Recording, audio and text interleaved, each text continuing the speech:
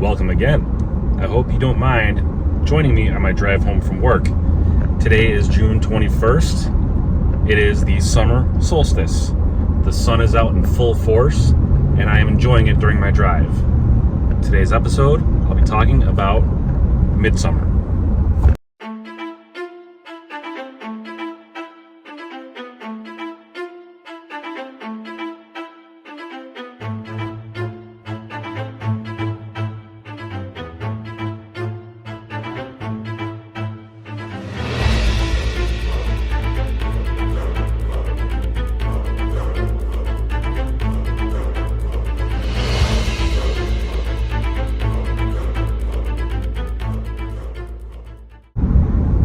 So as far as Norse and Nordic culture, what did the Old Norse do as far as the solstice?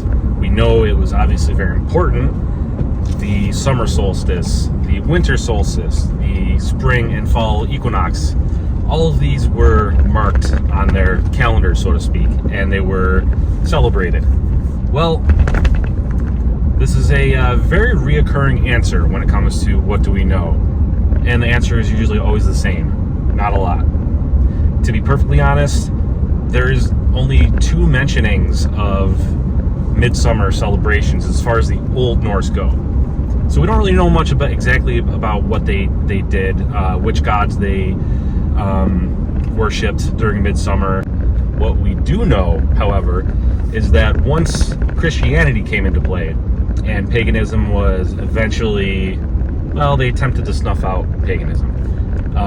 As the light of paganism faded away and Christianity took over, they couldn't just outright change everything. So the Christians decided to rather have a compromise and implement both of the ideas. So for example, for the Christians around the time of the equinox or the summer solstice, they had a day named after John the Baptist that was St. John's Day. They decided to merge St. John's Day and the midsummer celebrations. And they told the people of Iceland and the people of Scandinavia, you can still have your celebrations. You can still celebrate the way that your ancestors did. However, it's because of not only the sun, but because of John the Baptist. So that's actually really where we get most of our information from, is how the people of Iceland, the people of Scandinavia celebrated post-Viking era, but they were doing it in a way to honor the Viking era itself. So why was midsummer so important? Well, if you think about it, the summer solstice, longest day of sunlight during the year. In Scandinavia, where sunlight throughout the year is scarce, the people would therefore be very, very grateful for the longest day of the year. So they would in turn turn it into a holiday and have a big festival. And one more thing about the sun while we're on the subject. Today I am giving extra special attention to the sun, keeping in mind how important it is, and especially because of this year we've had. I mean, we had a total eclipse, which obviously is very, very super rare. And also, there have been many, many, many solar flares. There's pictures from NASA comparing the sun this year to previous years, and the sun has been doing a lot of things this year. It's really, really cool. So I'm going to be extra grateful for the sun and really just not take it for granted. I hate getting sunburnt, but that's kind of what we always think about when it comes to the sun in summertime. But we tend to forget about how important it is, the energy we get from it, how important it is to our crops and our plants, our daily way of life. If the sun wasn't doing exactly what it's been doing this whole time, just think about how our daily life would be. So today being the longest day of the year, the longest day where the sun is out, I will keep all of that in mind. Even this morning, when I got to work, I looked up and saw the sun peeking out, and it was just beautiful. It was just such a beautiful sight. Pictures don't really do it justice. My phone, I'll be perfectly honest, doesn't take the best pictures of the sun, or for that matter of the moon, but I tried to capture the best I could. Obviously everything's better in person, but I really just stood there before I went into work and just kind of watched it rise for a little bit. It was nice. As for the Old Nordic people, it is unclear which god or goddess they would have worshipped. And I say unclear in the sense that there's no direct quote that we can use. There's no direct evidence clearly stating which gods were worshipped. But I think we can pretty much put two and two together on this one. If we think about gods and goddesses, who they are, what they represent. My last episode about Balder being the representation of just gleaming light, just a joyous time, and I even went in great length to talk about the sun itself and how it relates to Balder, and how he was almost like the Apollo of the Norse pantheon, if you will. He wasn't a god of the sun, but he was god of the positivity of sunlight. So while there is no direct evidence that Balder was worshipped for midsummer, I would think that it's highly probable. Another important god to keep in mind is Freyr. Freyr being god of prosperity, wealth, and most importantly, harvest. So in the spring, when the dark days are finally starting to turn around, the farmers are planting their seeds, and they're reaping their fields, and they're trying to prepare themselves for a great farming season. They're praying to Freyr. And now that midsummer comes, they're still praying to Freyr and thanking him for the good and bountiful harvest that they're going to finally have. All their hard work that they put in during the spring is going to finally pay off, and hopefully good weather, with Freyr's blessing, will happen, and they will continue to have a good harvest throughout the rest of the year. On that note, one could also argue that Thor would have been worshipped for his ability to bring thunder and lightning, therefore rain. The rain would help the crops grow. So keeping these three things in mind, sunlight, harvest, and rain, Balder, Freyr, and Thor. Those are the three gods that I'm going to primarily be focusing on, but with keeping in mind the entire pantheon of the Aesir and the Vanir. Just thanking them for everything in general, everything that this spring has brought us, everything that the summer is going to bring us. Just taking time to be grateful for everything. I mean, obviously, you know, Odin, Freya, you name it, being thankful for all of them and giving them offerings. And that's exactly what the Old Norse did. They gave offerings, they gave their thanks, they had sacrifices, and most importantly, they had a great feast, plenty of food, plenty of booze, and just all around great time. Another thing that they had, great big fires. The fire representing a couple of different things.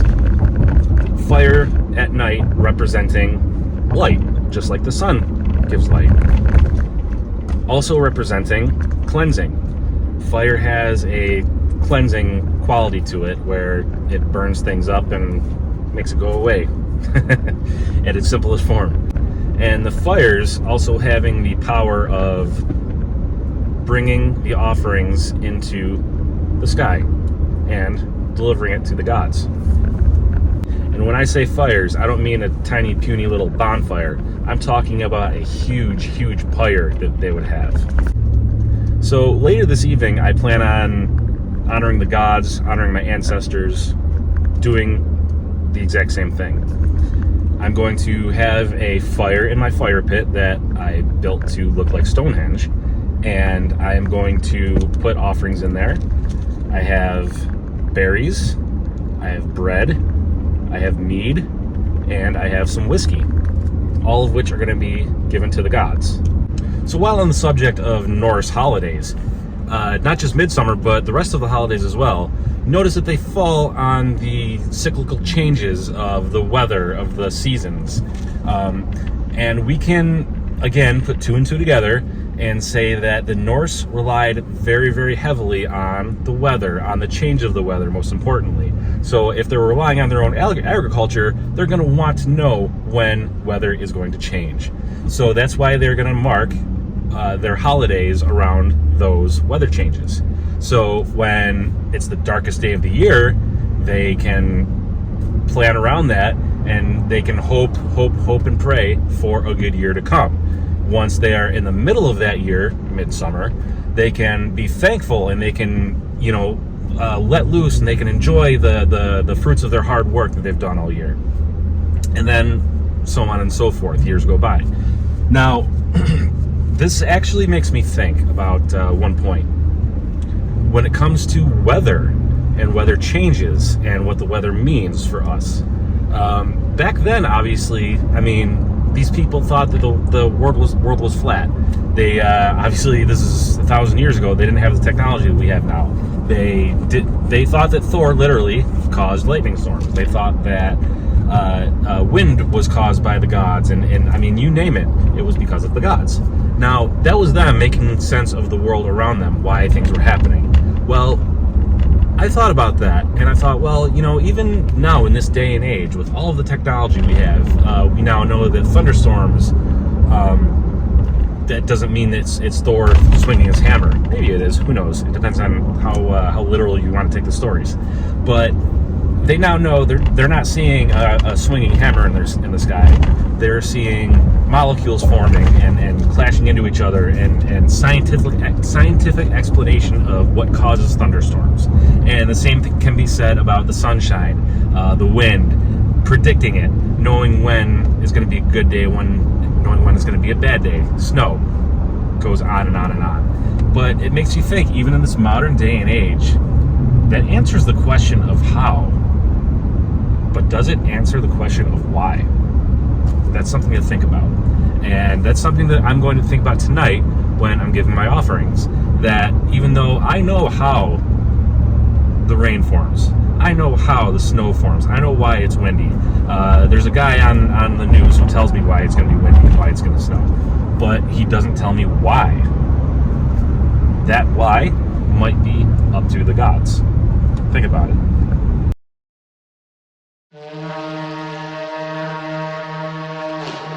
So, based on the skies and the weather report that I just looked up, Thor might actually making an appearance tonight. Looking at thunderstorms possible, and to be prepared, I figured I'd give him his offering ahead of time. Some beer. Out of a horn, of course.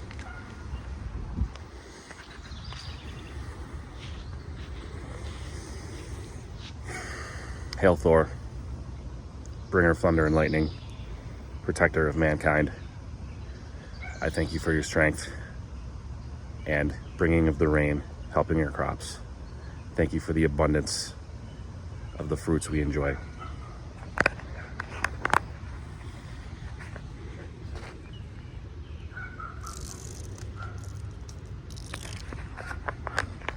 Let's go.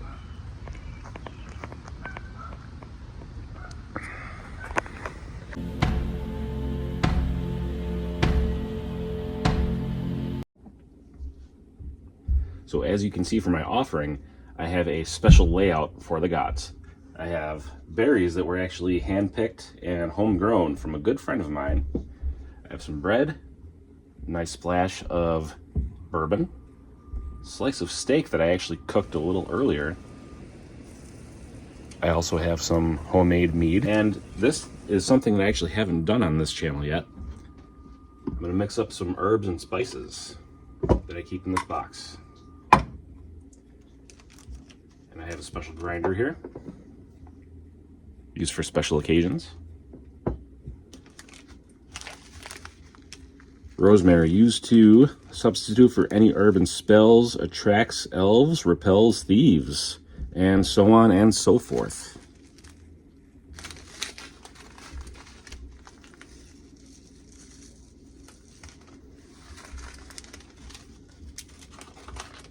Cat's claw bark, used for bringing balance, remove obstacles or blockages. I remember buying this because I had such a strong connection to Freya, and I thought that would be appropriate. And then finally, I have some peppermint, used in protection, healing, attracting prosperity, increasing psychic abilities. We'll see how that goes. Purification, sleep, and love.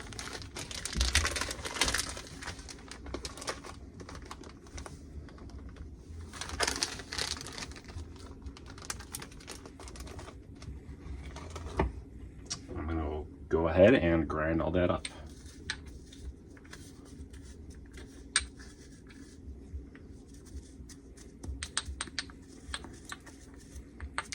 This is actually going to be going into the fire later.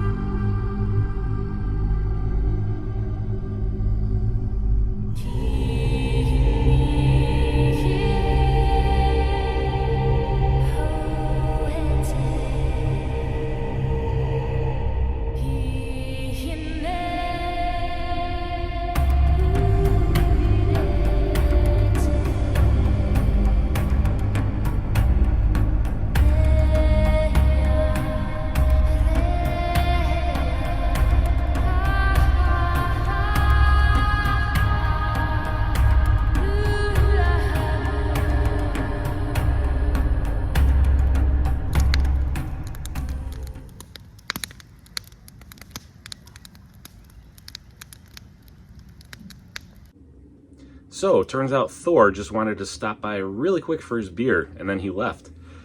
It rained for a little bit. There was a little rumble of thunder in the distance, but that's all it amounted to, and it was nice out. I was able to have my fire, I was able to give my offerings, throw the offerings in the fire, and it all worked out really, really well.